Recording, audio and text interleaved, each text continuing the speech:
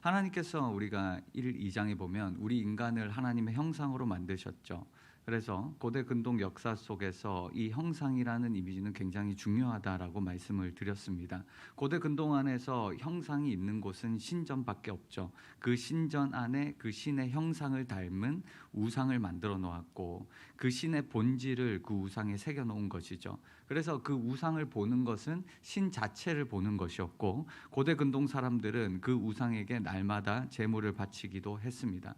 그런 곳에서 인간이라는 존재는 신을 위해서 도구화된, 신을 위해서 바쳐진 존재, 신의 잡일을 하는 존재였습니다. 그 시대에 하나님께서는 사람을 향해서 너가 하나님의 형상이야 라고 말씀을 하셨습니다.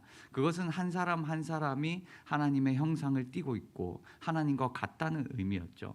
그 당시에 신을 위해서 인간이 도구로 사용되는 시대 속에 이런 말씀은 아주 혁명적인 일이었습니다. 그런데 여기서 더 나아가서 하나님은 인간을 위해서 에덴 동산을 주셨고 그리고 인간을 위해서 먹을 것을 제공해 주셨죠. 그리고 하나님은 인간을 보시고 좋았다라고 성경은 기록하고 있습니다.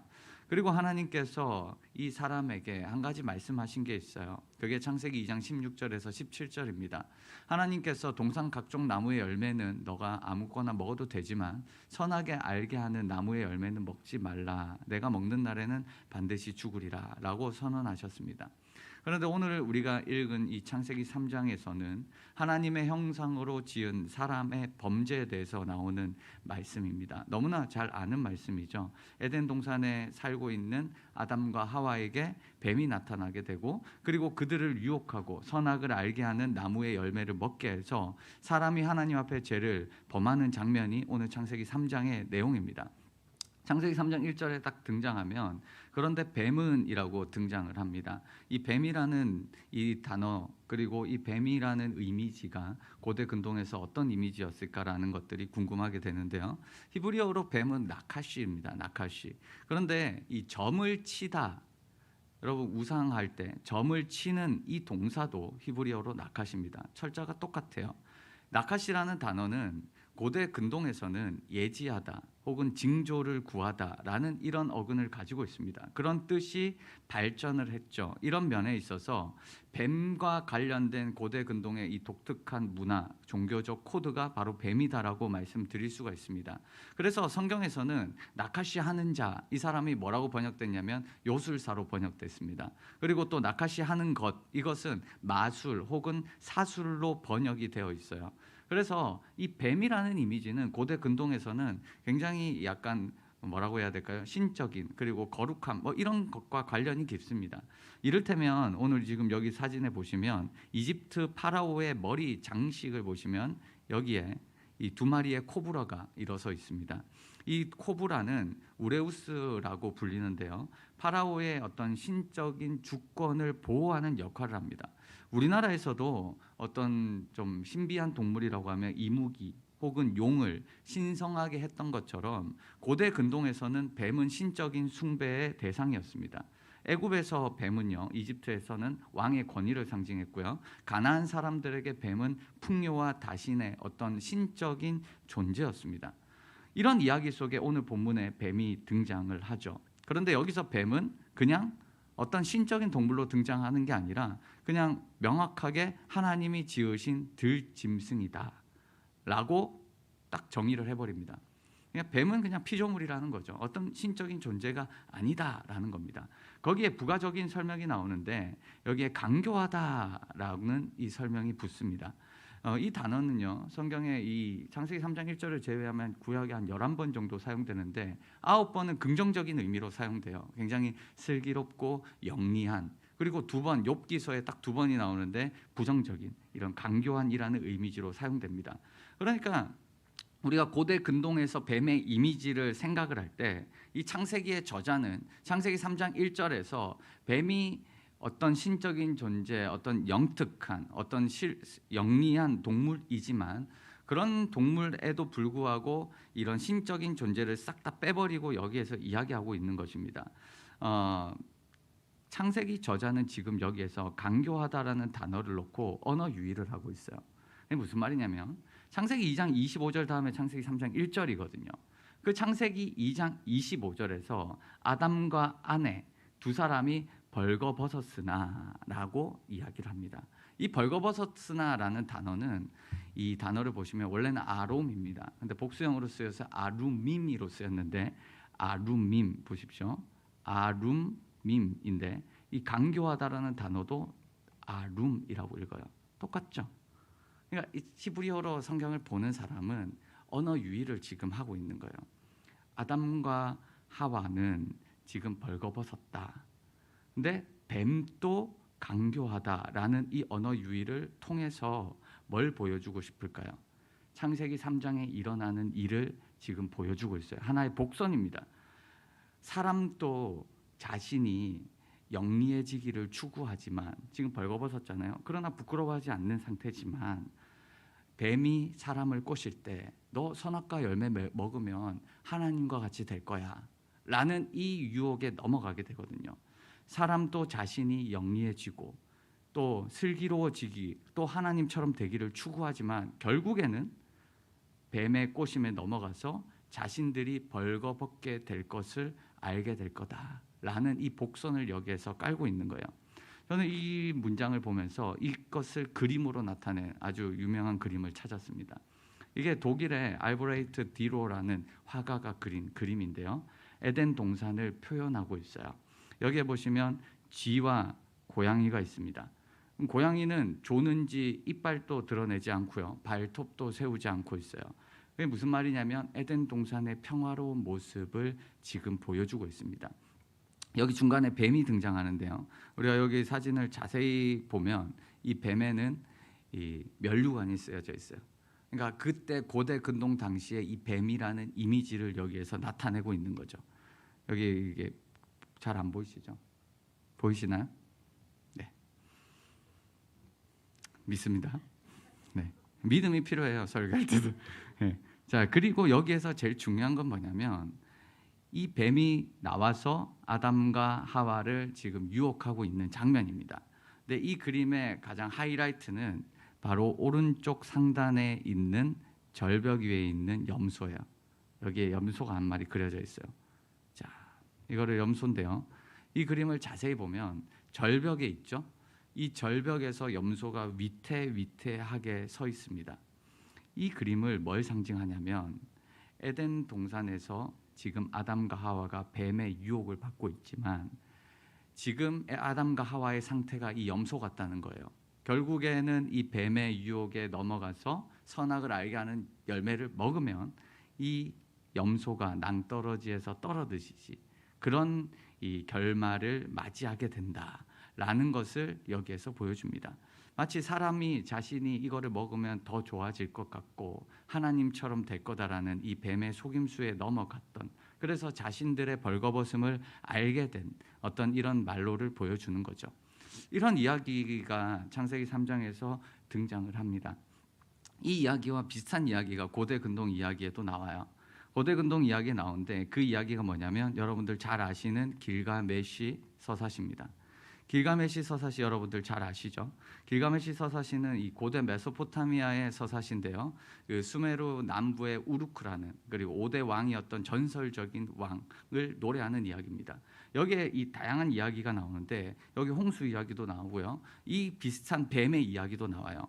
이게 얼마나 유명하냐면 여러분들 그 영국의 판타지 작가 반지의 제왕을 쓴 이 톨킨이 쓴 이 반지의 제왕에게도 영향을 줬고요. 그다음 뭐 그리스 호르메스보다도 뭐 1500년 앞서는 뭐 이런 예고.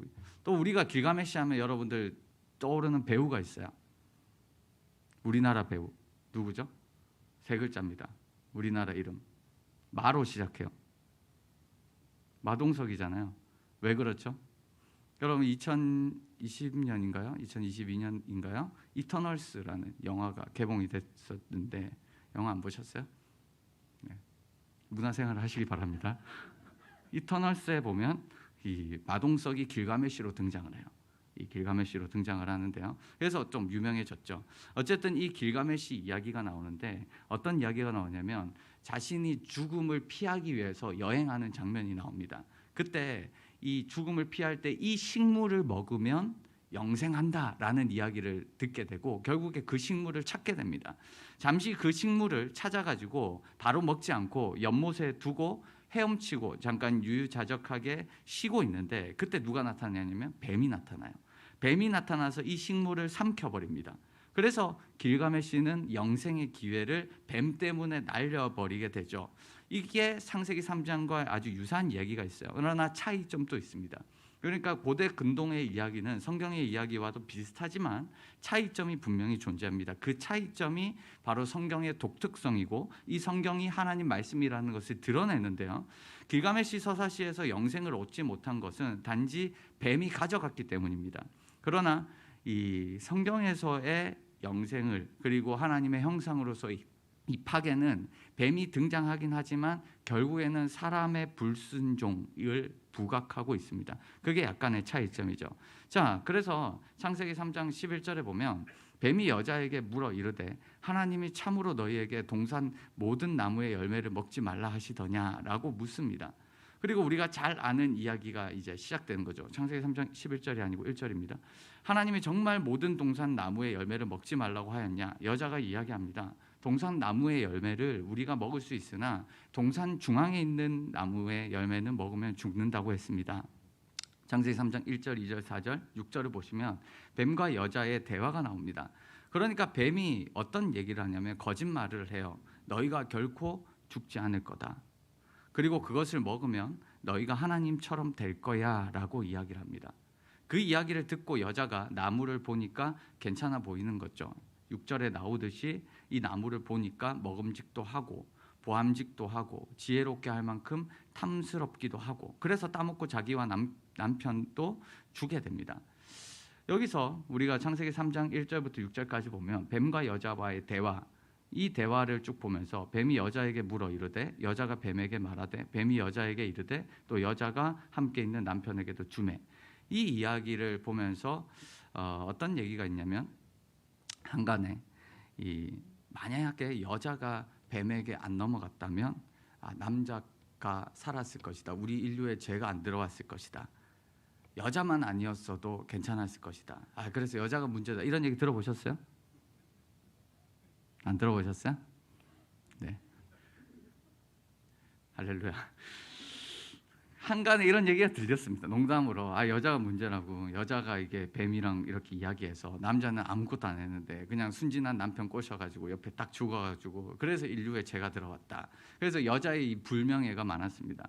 실제로 중세시대 때나 여러분 이때는 이 구절을 가지고 여자가 굉장히 핍박을 받고 또 성경에 뭐 여자가 계수되지 않는 것들, 뭐 여자는 뭐 조용해야 된다, 뭐 이런 것들을 가지고 와가지고 여자의 인권을 막 누르고 있었죠. 그러나 이거는 이제 사실은 비성경적인 오늘 여자의 이 불명예를 회복시켜 드리려고 했는데 여러분들 그렇게 생각 안 하셔갖고 별 재미는 없겠지만 뱀이 여자와 이야기한 것은 맞습니다. 근데 이때 여자 옆에 남자가 있었을까요? 없었을까요? 어떻게 생각하세요? 있었다라고 생각하세요? 맞아요. 있었어요. 그 이야기를 어떻게 알 수 있냐면 1절과 2절과 3절, 1, 3, 4, 5절에 반복적으로 등장합니다. 여러분 창세기 3장 1, 3, 4, 5절에 보면 뱀과 여자와 대화를 하지만 뱀이 그리고 여자에게 얘기할 때는 너희라는 복수를 써요. 여기도 번역이 잘 돼 있어요. 히브리어도 복수입니다. 이게 무슨 말이냐면 남자와 여자가 같이 있었지만 이 남자는 가만히 있었다는 얘기예요. 그래서 이 히브리어 본문을 보면 2인칭 복수 너희로 반복해서 등장하고 있죠. 그래서 너희는 먹지도 말고 너희가 죽을까 하노라. 너희가 결코 죽지 아니하니라. 너희가 그것을 먹는 날에는 너희 눈이 밝아져서. 그러니까 여자만 잘못한 게 아니라 실제로는 여자와 남자 둘 다 하나님 앞에서 불순종했다는 것을 보여주고 있는 겁니다. 이 그림이 이제 미켈란젤로의 천정화인데요. 이것도 아주 잘 나타냈어요. 그때 당시만 해도 여자가 있잖아요. 이 여자만 나쁜 놈이었습니다. 그런데 여기 미켈란젤로는 이것을 비판하고 있죠. 성경을 알아서 그랬는지 아니면 어땠는지 모르겠지만 여기 동산 중앙에 뱀이 있습니다. 이 뱀으로 나타나고 이 뱀이 여자한테 지금 선악과를 주고 있는 장면입니다. 근데 지금 옆에 있는 남자는 뭐 하고 있어요? 남자는 적극적으로 이 나무의 열매를 따먹으려고 손을 딱 뻗고 있죠. 이런 모습은 남자도 똑같다는 거예요. 남자나 여자나 똑같다라는 모습을 잘 그려나고 있습니다. 그래서 창세기 3장 5절에 보면 하나님과 같이 되어 선악을 알 줄 하나님이 아심이라, 이렇게 뱀이 거짓말을 합니다. 저는 이 말씀이 가장 큰 유혹이었다라고 생각합니다. 우리가 이제부터 계속적으로 살펴보게 되겠지만 인류의 범죄는 선을 넘는 것에서 시작이 됩니다. 그러니까 노아 홍수가 왜 일어났을까? 선을 넘었어요. 하지 않아야 될 선을 넘은 거죠. 바벨탑 사건이 왜 일어났을까? 왜 하나님이 그들을 흩으셨을까? 선을 넘은 사건입니다. 인간이 스스로 높아지려는 마음이 사실 모든 범죄의 원인이 됩니다. 하나님을 떠나 사는 것도 스스로 높아지려는 마음 때문이죠. 그들이 범죄할 때 결국 하나님처럼 되었다라는 이 거짓말 때문에 선을 넘었을 때 그들이 깨달은 건 뭐냐면 서로의 수치가 보이는 거예요. 벌거벗은 수치가 보였어요. 그리고 그들은 하나님을 피해서 숨어 있었습니다. 하나님이 창조한 완벽한 조화가 깨지는 순간입니다. 사람과 사람과의 관계도 깨어지게 되고요. 사람과 하나님과의 관계도 깨어지게 돼요. 그래서 무화과 나무 잎을 엮어서 부끄러움을 가리게 되고 하나님을 피해서 숨어 있게 됩니다. 그 완벽한 조화가 깨지는 순간이 이렇게 등장을 합니다. 그때 하나님께서 등장하시죠. 창세기 3장 9절에 보면 여호와 하나님이 아담을 부르시며 그에게 이르시되 내가 어디에 있느냐. 범죄한 인간을 향한 하나님의 첫 번째 외침입니다. 범죄한 인간을 향해서 하나님께서 찾으십니다. 아담아, 네가 어디에 있냐? 하나님이 아담이 어디 있는지 몰라서 이렇게 물으셨던 것이 아니죠. 하나님은 깨어진 관계를, 하나님과 인간의 하나님의 형상으로 지으셨던 이 관계를 확인하고 싶은 거예요. 하나님은 이 외침 속에 다시 인간을 부르시고 회복시켜, 그래서 그들을 다시 하나님의 형상으로 만들고 싶어하는 이 애절한 마음이 녹아져 있습니다. 아파하는 마음이 녹아져 있습니다. 죄인인 인간에게 먼저 다가오시죠. 그리고 부르십니다. 아담아, 네가 어디에 있느냐? 추궁하기 위해서 부르심도 아니고 심판하기 위해서 부르시는 것도 아닙니다. 하나님은 아담을 부르시고 인간을 바로 심판하지 않으셨습니다. 스스로 아담에게 물어보세요. 왜 그랬냐? 스스로 자신을 변호하고 자신의 죄를 자백할 수 있는 시간을 준 겁니다. 돌아오라는 겁니다. 그러나 여러분 성경을 자세히 보시잖아요. 뱀에게는 그런 기회조차 없습니다. 뱀에게 너 왜 그랬어? 라고 묻지도 않으세요. 오직 아담과 하와에게만 변명할 수 있는 기회를 주십니다. 이것이 사실 인간을 향한 하나님의 사랑이었습니다. 창세기 3장 12절부터 17절까지를 자세히 보시면 이런 키아스틱 구조가 되어 있습니다. 그러니까 하나님께서 나타나셔서 아담에게 물으시고 그 다음에 여자에게 물으시고 뱀을 향한 저주가 나오고 여자를 향한 심판이 나옵니다. 이건 징벌이죠. 저주가 아니라 징벌입니다. 아담에게도 징벌이 나옵니다. 하나님이 아담에게 외치십니다. 내가 내게 먹지 말라고 한 그 나무 열매를 네가 먹었냐? 라고 물으십니다. 몰라서 묻는 게 아니죠. 꾸중이 아닙니다. 범죄한 인간이 잘못을 회개하고 하나님께 돌이키기를 기다리는 안타까운 심정으로 묻는 사랑과 관심의 표현이었습니다. 그러나 아담의 대답은 어떠했을까요? 12절에서 아담은 대답합니다. 자신의 책임을 회피합니다. 구차하게 여자를 끌고 옵니다. 저 여자가 줘서 그랬습니다. 이게 무슨 말인지 아세요? 하나님이 주시지 않았습니까? 하나님이 저 여자한테 주지 않았어요? 하나님이 저 여자 안 줬으면 나 범죄 안 했다는 얘기예요. 궁극적으로 범죄 원인을 지금 아담은 하나님에게로 돌리고 있습니다. 여자에게로 돌리고 있어요. 자신의 이 책임을 회피하고 있습니다. 이 말을 들은 하나님은 하나님 자신이 기대하는 대답이 아니었죠. 아담에게 이렇게 물으시고 변명의 기회를 준 것은 제가 잘못했습니다. 제가 잠깐 정신이 나갔나 봅니다. 하나님께서 하지 말라고 했는데 저도 모르게 그만했습니다. 하나님 다시 돌아가고 싶습니다. 이런 대답을 기다리셨겠죠. 그런데 아담의 이 대답을 들으시고 하나님은 아무 대답도 하지 않으십니다. 죄를 정당화하는 이 아담을 그냥 지켜보십니다. 이것은 아담에 대한 실망감이었습니다. 그러나 아담에게 화내지 않으셨어요. 추궁하지 않으셨습니다. 그리고 여자에게 하나님은 묻습니다. 네가 어찌하여 그렇게 하였냐? 그러자 여자 역시 똑같이 대답을 해요. 뱀에게 전가합니다. 저 뱀 때문에 내가 먹었어요. 내가 잘못한 거 아니고요. 뱀이 준 거예요. 이 말씀을 들은 하나님의 마음은 무너져 내렸겠죠. 그리고 하나님은 뱀을 향해서 심판하십니다. 저주를 내리세요. 뱀에게는 묻지 않습니다. 뱀을 향해서 바로 심판하십니다. 여기서 창세기 3장에서 저주는 뱀만 받아요. 사람은 받지 않습니다. 사람이 잘못했잖아요. 그런데 사람에게는 저주를 내리시지 않아요. 뱀과 땅만 저주를 받습니다. 사람은 저주가 아니라 형벌을 받게 될 뿐입니다. 즉 징계는 있지만 이 징계를 통해서 돌이키기 위한 징계이지 하나님께서 이 사람을 저주하고 내버려 치기 위한 말씀이 아니었습니다. 그것이 바로 사람을 향한 하나님의 사랑이었습니다. 뱀에게는 어떤 저주를 했을까요? 창세기 3장 14절 15절을 보면 이런 말씀이 있습니다. 여호와 하나님이 뱀에게 이르시되 네가 그렇게 하였으니 너가 모든 가축과 들의 모든 짐승보다 저주를 받아 첫 번째 배로 다니고 살고 두 번째 흙을 먹을 것이다. 그리고 세 번째 너가 여자와 원수가 되고 내 후손 또 여자의 후손과 원수가 되겠는데 여자의 후손은 내 머리를 상하고 너는 그의 발꿈치를 상하게 할 것이라 라고 이야기를 하십니다.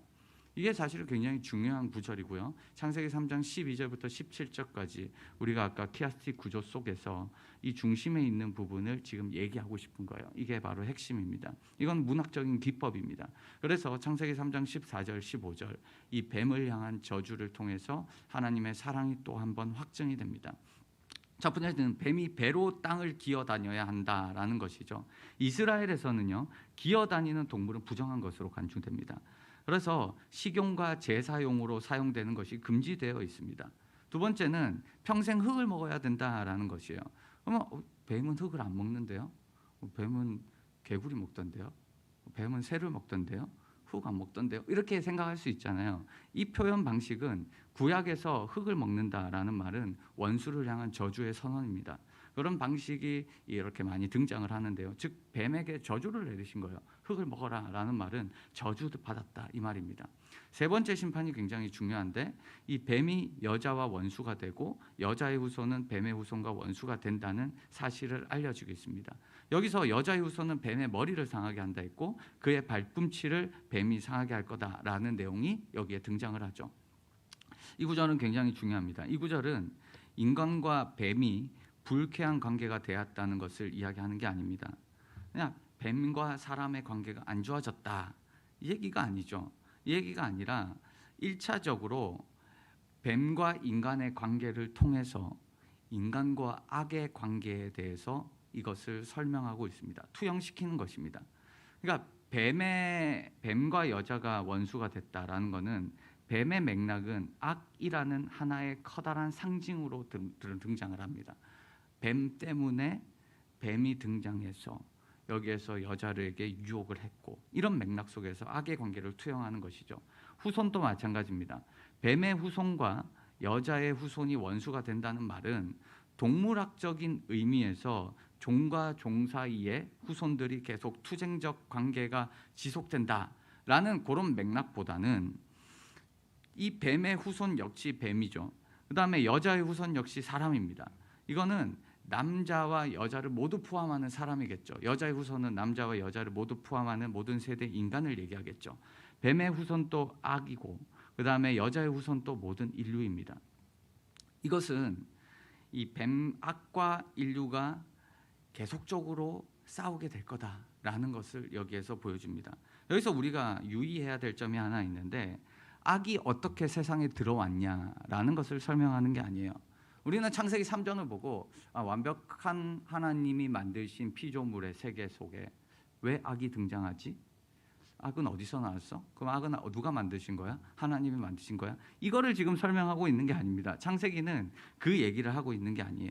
창세기에서는 악의 존재에 대해서는 그냥 묻어놨습니다. 악이 어디서 튀어나왔지? 악의 기원이 뭐지? 악은 어디서 나와서 왜 유혹이 있지? 이것을 설명하는 게 아니라 그것은 하나의 비밀스러운 하나의 형상으로 묻어놓고 악의 근원을 설명하는 것보다 더 중요한 것은 우리에게 죄의 유혹이 부지불식간에 찾아온다는 것을 여기서 설명하는 거예요. 죄가 우리 가운데 찾아온다. 완벽한 인간의 모습을 가졌던 에덴 동산에서도 죄가 찾아왔다. 그래서 이 사건을 통해서 인간과 악의 세력은 늘 계속적으로 싸워야 한다는 것을 의미한다는 것을 여기서 보여주는 겁니다. 그게 뱀을 향한 저주였습니다. 그러나 여기서 끝나면 뭔가 좀 이상하겠죠. 여기서 끝나지 않습니다. 여자의 후손은 뱀의 머리를 상하게 하고 뱀은 여자의 후손의 발꿈치를 상하게 한다고 말하는데요. 히브리어 본문을 보면 우리가 생각할 때 여자의 후손은 몇 명일까요? 복수겠죠. 한 사람이 아니잖아요. 여자의 후손은 또 인류가 낳고 그럼 우리도 여자의 후손이 될 거 아니에요. 그런 맥락에서 남자도 되고 여자도 되고 이렇게 될 것 같은데 히브리어 본문에서는 이 여자의 후손을 그렇게 표현하고 있지 않습니다.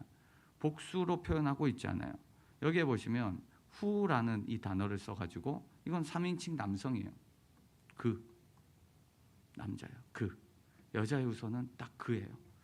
뭐지? 왜 그로 등장을 할까? 라고 우리가 생각합니다. 근데 여기서 성경에서 히브리어 본문에 보면 그가 너의 이 머리를 친다는 거예요. 뱀의 머리를 친다는 거예요. 그리고 너가 뱀 너도 그의 발꿈치를 상하게 할 거다라고 이야기합니다. 초기 유대교와 기독교는 뱀을 사단으로 이해를 했습니다. 그래서 뱀을 사단으로 이해를 했고 이 뱀을 물리치는 한 그 메시아가 등장할 거다라고 해석을 했죠. 그런 맥락에서 저도 이 해석에 동의를 하는데요. 왜 동의를 하냐면 뱀은 신약에서 어떻게 묘사되어 있는지를 볼 수 있기 때문입니다. 뱀이 신약에 등장하면 신적인 능력을 지닌 마귀나 사단으로 이해가 됩니다.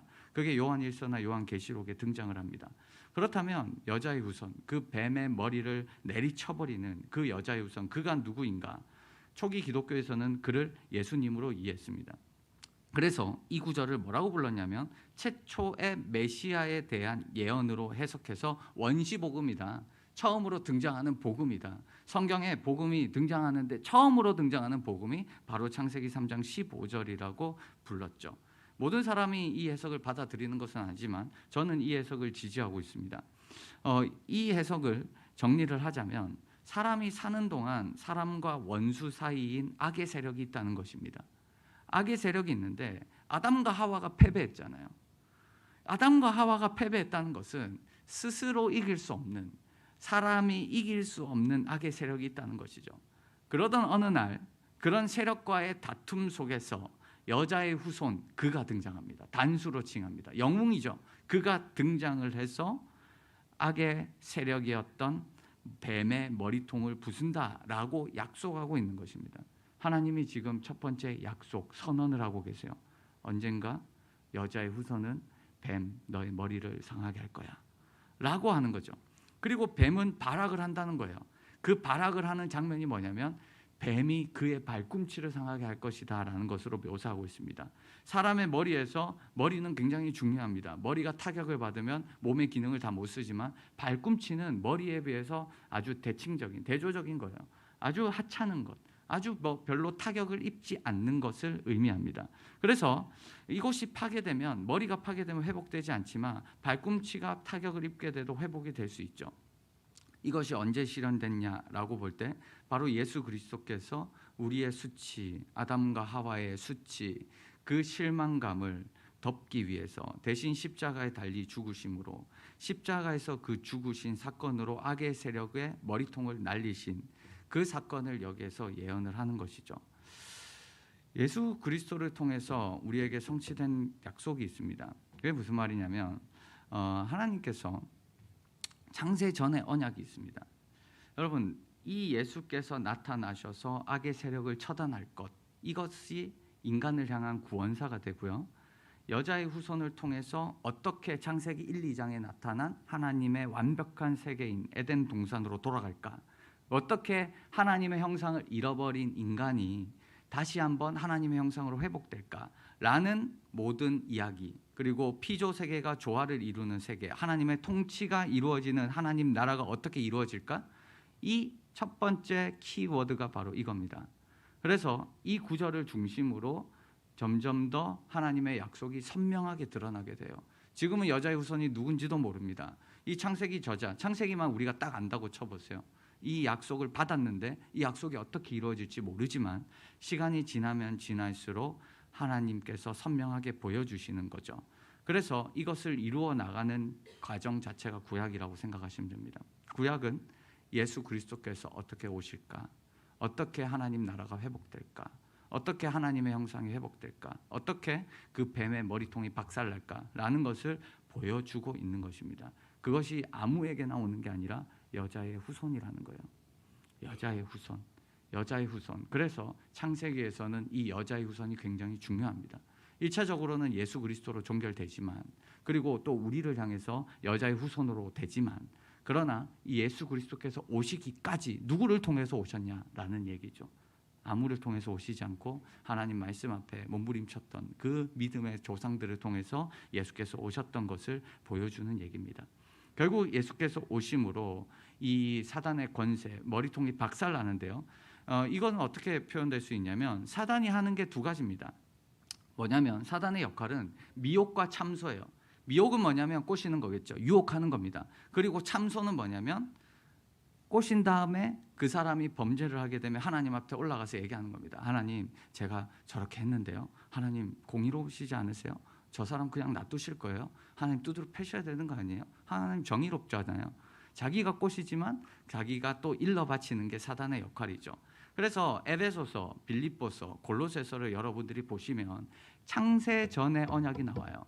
그 창세 전의 언약이 뭐냐면, 하나님께서 우리를 만드실 때 우리가 이미 타락할 거를 하나님은 아셨다라는 거예요. 하나님께서 우리를 택하시려고 봤는데 범죄할 인간의 모습, 결국 하나님을 떠나서 자기 멋대로 하실 그 사람의 모습을 보고 한탄하실 때 아버지께 옆에서 말한 사람이 있습니다. 그 사람이 누구냐면 예수님이죠. 아버지, 사람을 만드십시오. 내가 그들을 위해서 내가 때가 되면 죽겠습니다. 그들을 위해 죽겠습니다. 그래? 그러면 내가 너 이름을 높여줄게. 모든 무릎을 예수의 이름에 꿇게 해줄게. 그리고 모든 입으로 예수 그리스도를 주라 시인하고 하나님 아버지께 영광을 돌리게 해줄게. 그리고 참소하던 자가 쫓겨나게 됩니다. 그게 여기에 등장하는 거죠. 요한계시록 12장 10절에 보시면 우리 하나님의 구원과 능력과 나라와 또 그의 그리스도의 권세가 나타났으니 우리 형제들을 참소하던 자, 곧 우리 하나님 앞에서 밤낮 찬송하던 자가 쫓겨났다라고 등장합니다. 빌립보서, 에베소서, 우리가 골로새서를 다 찾아볼 수 없지만 이 빌립보서 2장, 에베소서 1장입니다. 골로새서 1장을 여러분들이 한번 읽어보십시오. 예수께서 어떻게 높아지셨는지, 창세전에 우리를 왜 택하셨는지, 하나님과 무슨 언약을 맺으셨는지, 그래서 하나님이 그를 지극히 높여 모든 이름 위에 뛰어난 이름을 주셨죠. 그래서 예수 그리스도를 통해서 오늘 읽었던 창세기 3장 15절 15절의 말씀을 성취하시고, 그 이후에 여자의 후손인 우리도 그 부분이 되어서 우리를 통해서 또 하나님 나라가 확장되기를, 그래서 하나님의 형상이 이루어지기를 우리가 지금 고대하고 그 일을 위해서 우리가 부르심 받았다라고 우리가 정리할 수 있겠습니다. 그러면 이 일을 결국 이루실 것이고, 지금 당장 아담과 하와는 어떻게 됩니까? 아담과 하와는 지금 범죄했고, 그리고 뱀은 저주를 받았지만 아담과 하와가 죽어야 되는 거 아닙니까? 창세기 2장에 보면 하나님께서 선악을 알게 하는 그 열매를 먹는 순간 결단코 죽게 될 거다라고 선언하시지 않으셨습니까? 하나님 약속을 지키시는 하나님이시라면서요. 신실하신 하나님이시라면서요. 죽이겠다 하면 죽였어야죠. 그런데 왜 아담과 하와는 살려두십니까? 라고 이야기할 수 있겠죠. 그 일을 위해서 하나님께서 아담과 하와를 위해서 하신 일이 있습니다. 그게 뭐냐면 그 은혜의 조치가 바로 창세기 3장 21절이죠. 창세기 3장 21절 같이 한번 읽어볼까요? 시작. 여호와 하나님이 아담과 그의 아내를 위하여 가죽 옷을 지어 입히시니라. 아멘. 아멘. 인간은 스스로 부끄러움을 가리기 위해서 무화과 나무 잎을 엮었습니다. 그리고 그것으로 가렸죠. 수치를 가렸습니다. 그러나 하나님은 그것보다 더 좋은 가죽 옷을 주셨습니다. 여기서 가죽 옷은 70인역에 보면 이 가죽으로 만든 옷입니다. 그것은 수치를 가리는 것도 되지만 고대 근동 지역에서는 옷을 입지 않으면 하나님께 나가지 못합니다. 자신의 수치를 가리지 않으면 하나님께 나갈 수가 없어요. 첫 번째. 그리고 두 번째는 고대 근동 지역에서 옷이 없으면 죽습니다. 옷은 생명이에요. 그래서 성경에 보면 여러분 철기 시대가 돼서 겉옷이라는 얘기를 나오죠. 겉옷은 담보물로 잡지 마라. 왜? 겉옷은 생명이기 때문이다. 겉옷이 없으면 그 사람 죽는다는 거예요. 그렇기 때문에 겉옷을 담보물로 잡지 말라라고 얘기합니다. 담보물로 잡아도 그날 저녁이 되면 돌려줘라 라고 성경은 명령하고 있습니다. 그만큼 옷이 중요하죠. 세 번째는 그 옷, 가죽 옷이 나오기 위해서는 성경 히브리어로 보면 스킨이에요. 스킨. 피부의 옷이에요. 피부 옷. 그러니까 무슨 피부로 만들었느냐는 거죠. 사람의 가죽을 벗겨서 만들었냐? 그렇진 않겠죠. 그래서 70인역은 그것을 동물들의 옷이라고 번역을 하고 있습니다. 그게 무슨 말이냐면 동물들의 옷을 만들려면 동물이 죽어야 되는 거예요. 그 동물의 가죽을 벗겨야 옷을 만들어 줄 수 있다는 거예요. 근데 그 일을 행하신 게 누구냐? 하나님이라고 얘기해요. 하나님이 직접 자신이 만든 동물을 죽이셔서 아담과 하와 대신에 죽이셨겠죠. 아담과 하와가 죽어야 되는데 그 수치로 인해서 원래 죽어야 되는데 대신에 동물을 죽이셨고 그 동물의 피부를 벗기셔가지고 가죽 옷을 입혀주십니다. 번역을 잘했어요. 지어 입히시니라. 하나님이 하신 거예요. 하나님이 입히신 거예요. 아담과 하와가 입겠습니다 이게 아니라 아담과 하와에게 가서 만들어가지고 그냥 강제로 입히신 거예요. 그래서 선악과를 먹을 때 죽어야 될 아담과 하와의 수치를 대신 짐승에게 임시 방편으로 넘겨서 그 죽음을 넘겨주신 것이죠. 이것이 이후 여자의 후손으로 오실 그인 예수 그리스도를 상징하는 게 됩니다. 그것이 우리를 향한 창세 전부터 계획하신 하나님의 사랑이었습니다. 예수께서 십자가에 달리심으로 지금 우리가 그 은혜를 누리고 있는 거죠. 이제는 제사가 필요 없고 이제는 임시 방편인 그것이 필요 없어지게 된 거죠. 그리고 지금은 예수 그리스도 이름으로 우리가 그를 주라 시인하고 그를 의지하고 그를 향해서 기도할 때 하나님께서 예수 그리스도를 통해서 우리에게 온갖 좋은 것들로 먹이시고 입히신다라는 것들이 우리에게는 복음이 되는 거죠. 우리는 죄악 가운데서 불순종했습니다.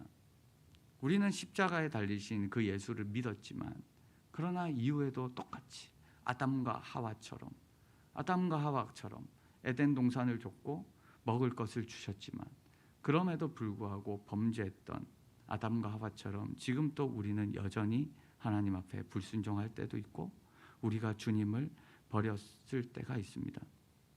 그럼에도 불구하고요, 하나님은 언제나 거기서 말씀하시고 주님의 인도하심을 따라 우리가 다시 주께로 돌아가면 언제든지 기다리셨고 우리를 용서하셨습니다. 때로는 우리에게 이렇게 생각할 수 있어요. 하나님, 왜 우리를 광야길로 내모십니까? 하나님, 우리를 사랑하신다면서 왜 우리의 인생에 힘이 들고 어려운 순간이 많으십니까? 라고 할 때 우리를 광야길로 보내신 이유가 뭘까요? 때로는 우리를 치시고 또 우리의 눈에 눈물이 흐르게 하십니다. 그러나 그것은 우리를 영영 버리시고 우리의 죄 보복하기 위해서가 아닙니다. 아담아, 네가 어디 있느냐? 네가 왜 그런 일을 했느냐라고 물으실 때 하나님은 아담을 추궁하기 위해서 부르신 게 아니에요. 그러나 아담은 스스로 하나님을 피해 숨어 있었고 그 하나님은 아담에게 찾아오셨습니다. 심판하기 위해 부르신 게 아니라 그 죄를 돌이키기 원하는 그 하나님의 마음이 있는 것입니다. 그 마음을 우리가 아셔야 되는 거죠. 우리를 광야길로 가게 하시고 때로는 우리를 치시고 우리의 눈에 눈물이 흐르게 하시고 하나님, 왜 이런 일이 우리에게 일어납니까? 라고 고백할 때 하나님이 그 일을 허락하신 것은 우리를 영영 버리시고 우리의 죄에 보복하기 위해서가 아니라 우리의 마음을 때리셔서 우리로 하여금 스스로 가지지 못하는 의지를 하나님께 드리기 위함이고 하나님께 돌이키기 위함이고 우리를 때리시고 우리가 눈물이 흐를 때 하나님의 마음에는 피눈물이 흐르는 것입니다. 우리 인생을 돌아보십시오. 우리 인생을 돌아볼 때 어느 것 하나 하나님의 세밀한 손길이 닿지 않은 적이 없다는 사실을 우리가 다 고백하지 않습니까? 그럼에도 불구하고 우리가 하나님을 떠나고 하나님을 원망할 때도 있지만 하나님은 여전히 그 자리에서 우리를 기다리고 계시는 그 하나님의 은혜, 그 하나님의 은혜를 오늘 우리가 기억하기 원합니다. 고난이 오면 우리가 스스로 떠나는 것뿐이지 하나님이 우리를 버리신 게 아닙니다. 하나님 없는 인생에 감사하지 않는 그런 인생을 추구하며 감사하지 않는 것은 우리 자신, 하나님이 우리를 그렇게 만든 게 아닙니다. 오늘 우리가 말씀을 생각하시면서 함께 같이 기도하길 원합니다. 하나님은 어떤 분이신지 우리가 묵상하시고요, 기억하시기 바랍니다. 하나님께서는 우리를 어떻게 지금 바라보시고 계시는지 그 하나님을 우리가 다시 한번 떠올리기 원합니다. 우리가 죄악 가운데 불순종할 때도, 우리가 주님을 버렸음에도 불구하고 하나님은 우리를 기다리셨고 용서하신 그 하나님, 우리의 눈에 눈물이 흐를 때 그분의 마음에는 피눈물이 흘렸고, 우리의 인생을 되돌아보면 어느 것 하나 하나님의 손길이 닿지 않은 것이 없는, 우리가 깨닫지 못할 뿐이고 우리가 알지 못할 뿐이지 하나님은 언제나 우리 곁에 계셨다는 그 사실을 우리가 기억하면서요, 우리가 이 시간 하나님 앞에